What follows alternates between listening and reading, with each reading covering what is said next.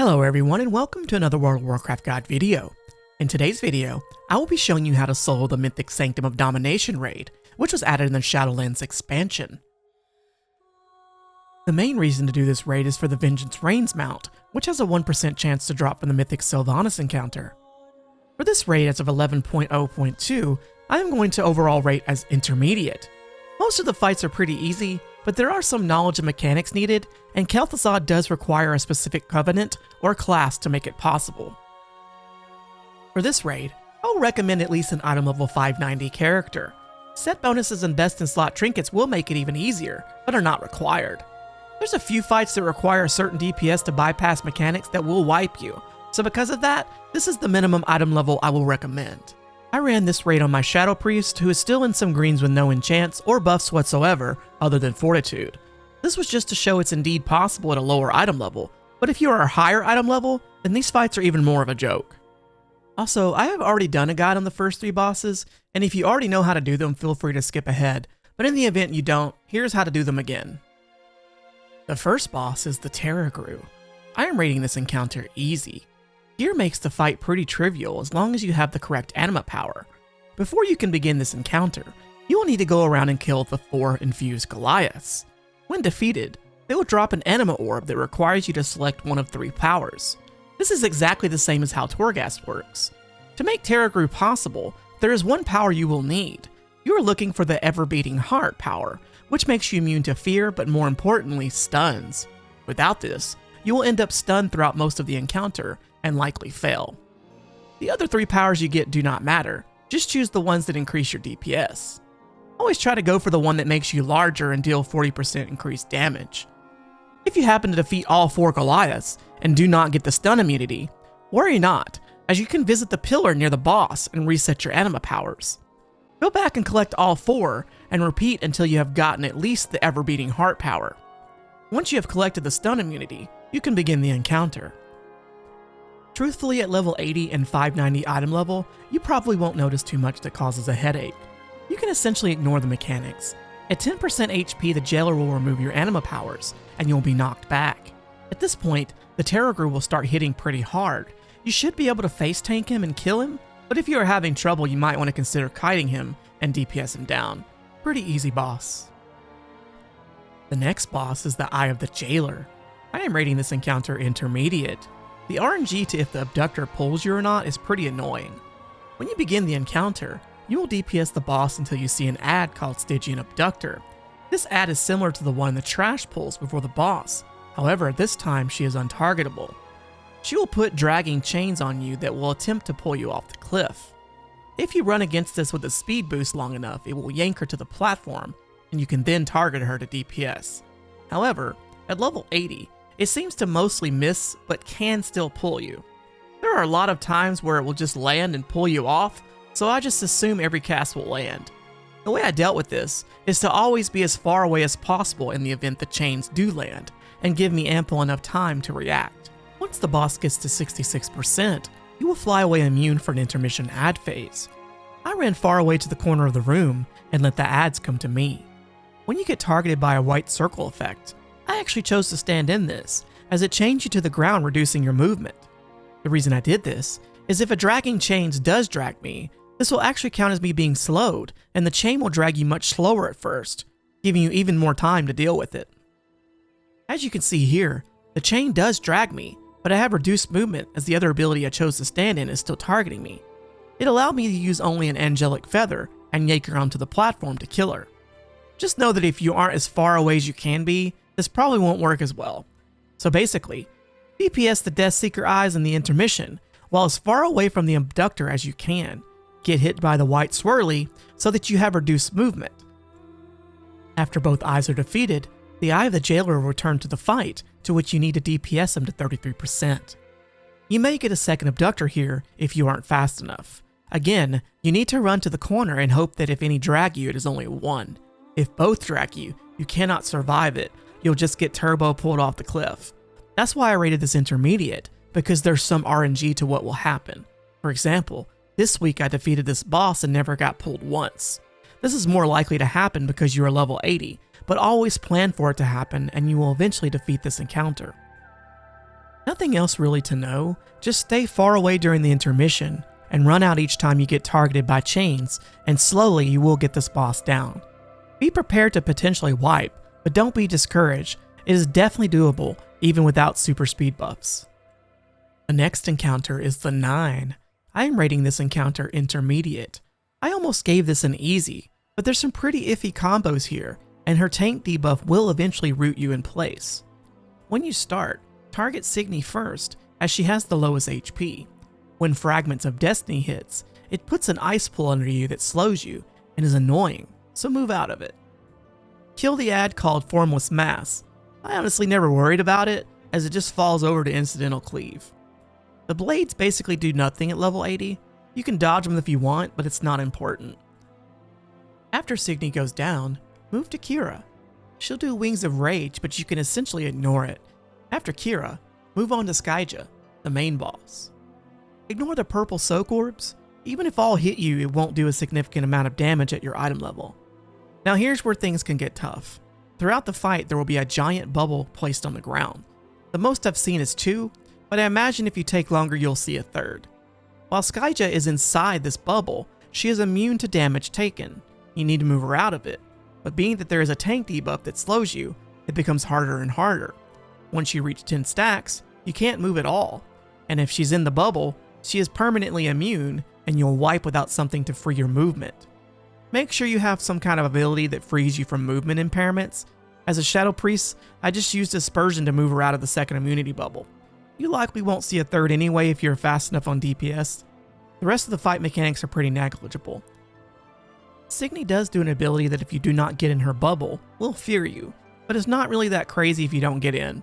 Just make sure you get her out of those immunity bubbles, and the boss will fall over pretty easily. Also, this boss can drop a mount, so good luck on that. The next boss is Soulrender Dormazain. I am rating this encounter intermediate. Super easy fight, but there's a bit of a tight DPS check to make it possible. Basically, nuke the boss as soon as you pull it. You can ignore everything else, and I mean everything. Just stand there and nuke, as you only have 1 minute and 20 seconds to do 46 million HP.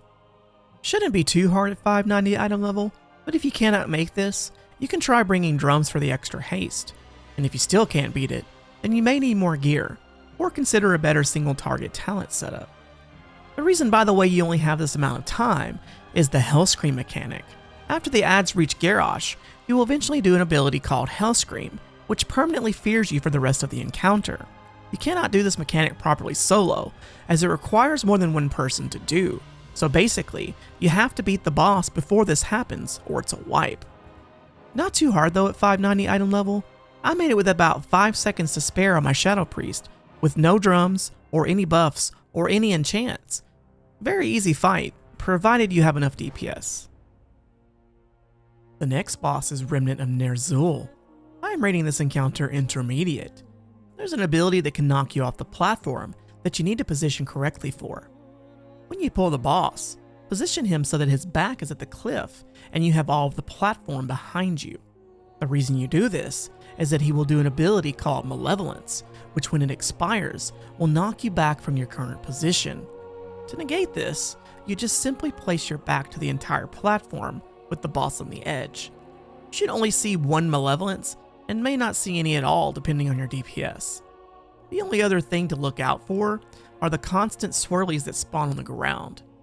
They won't kill you, but are annoying, as if you get hit they will stun you in place, which can lead to a certain chain reaction of stuns, so it's best advised to just avoid them entirely if possible. Position the boss correctly to avoid being knocked off the cliff, and this boss will fall over pretty fast. The next fight is Painsmith Raznal. I am rating this encounter easy. Honestly, pretty much everything in this fight you can stand in and not die.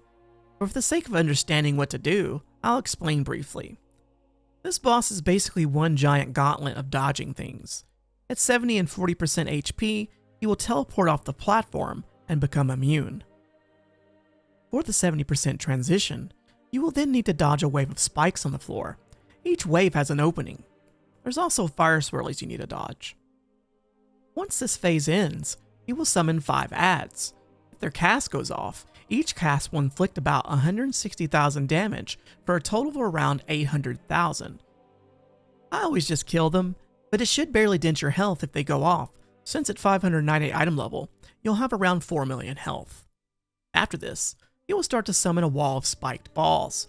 You simply need a DPS 1 to bypass getting hit. However, if you do get hit, you won't die, but you will get stunned for 8 seconds. It's easier to just avoid them, but as you'll see in the next transition, it can get a little harder. At 40%, you will do the same transition as before, but this time, you will also have the spiked balls. This can be annoying to dodge everything, but lucky for you if you get caught by one, and then get hit by everything else, you should still survive. After this phase, defeat 5 more adds if you want, and then DPS the boss. This is a very easy fight, I just thought I'd explain the mechanics so you were less annoyed by him. The next encounter is the Guardian of the First Ones. I am rating this encounter easy. This is a tank and spank fight. When you start the fight, just keep him where he's at. You do not have to do the energy core mechanic. The only thing I would suggest dodging is his frontal beam, as it will stun you for 6 seconds if you get hit by it. After he does his first tank combo, he will run out of energy, and since you are ignoring the energy cores, he will begin to chain cast Purging Protocol.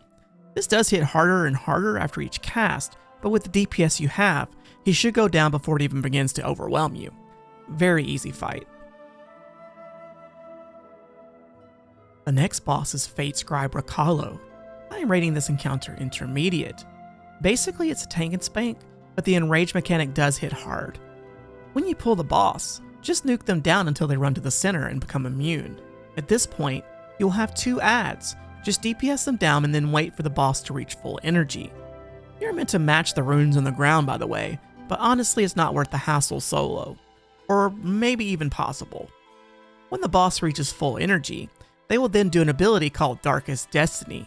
This is the raid wipe mechanic, and it's meant to kill you, but because you have such high health, you can still DPS the boss and kill them. Do note that during this time, you will take around 340k per tick, so any kind of absorb or damage reduction effects will help you during this burn. As a Shadow Priest, I was able to nuke the boss down and only had to use a Vampiric Embrace to top myself up. As long as you can DPS and keep your health in a decent place, you will be able to kill this boss. Not so bad. The next boss is Kel'thuzad. I am rating this encounter hard. The adds can be lethal if not handled right, and the Soul Fracture debuff does need to be handled properly. Before pulling this fight, you need to make sure you are level 55 renown with the Necrolord, or have a class that can summon an NPC that can attack the adds up top to prevent phasing. If you enter the phylactery without this, Kel'thuzad will just reset, as there is nothing for him to target above, making it impossible. I know that mirror images will work for Mage, as well as a Voidwalker for Warlock, but for the purpose of this guide, I will assume you are level 55 renown with Necrolord. Now I do have good news. If you are already a level 80 renown and want to switch to Necrolord, there's an NPC in Oribos next to the Flight Master that will give you an item for 500 gold that instantly boosts your renown to level 60. Huge thanks and shout out to Kravana too for pointing this strategy out. Before you start the fight, make sure you have unlocked Plague Deviser Merilith and you have the ability Kevin's Oozling unlocked. More on that in a moment. When you start the encounter, you will want to bring down Kel'thuzad to 0 HP. If you are too slow on DPS, expect a cast of Soul Fracture. It is very important you do this mechanic correctly, or you will instantly die. He will summon copies of yourself, and you need to DPS them all down, then go around and collect each essence by walking over them. You need to do this within a minute and not leave any up, as if you do, it will instantly kill you. Once you have mastered this mechanic, try to get Kel'thuzad to 0 when this ability is not going on, as it is really chaotic if you have both going on at the same time. I had many wipes this way. When he goes to 0 HP, he will open up his phylactery. Dot up adds that spawn if you're a class that can do that, and then use the Necrolord Covenant ability that activates Kevin's Oozling on one of the abominations. The ability you get from Necrolords is dependent on your class, so make sure you have it from your spellbook on your action bars. Just a quick note for Red Paladins, I could not find my ability for forever, but found out it's because there's a bug where if you talent into Empyrean Legacy, the Necrolord's ability won't show up. So if you are using a paladin, you need to not take this talent for your ability to show up.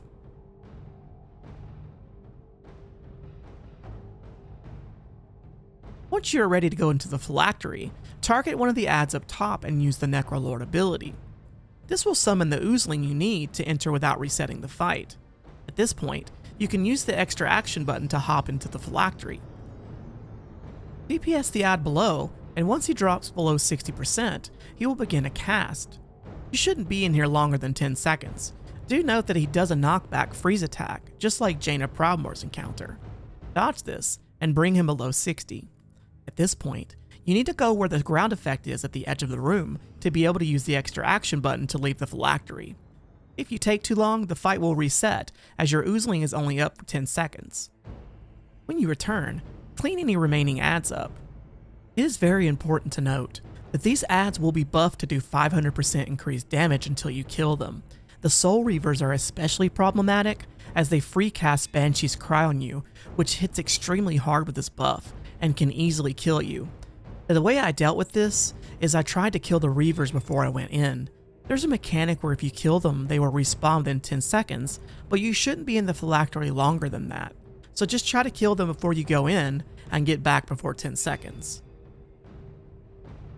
Once you have gotten back successfully and cleared all the remaining ads, you will rinse and repeat this phase 2 more times.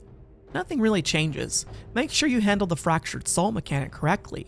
Make sure your Necrolord ability is up when you want to go into the phylactery. Bring the boss inside this time to 20%, and then get out.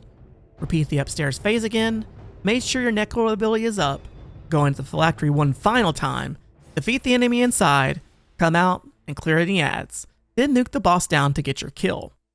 Also, it is possible to do this faster if you are quick enough to kill the NPC in the phylactery before he goes immune. This comment is directed more toward higher level players though. Either way, it's definitely a step up in difficulty from the rest, but very doable. The final encounter is Sylvanas Windrunner. I am rating this encounter hard.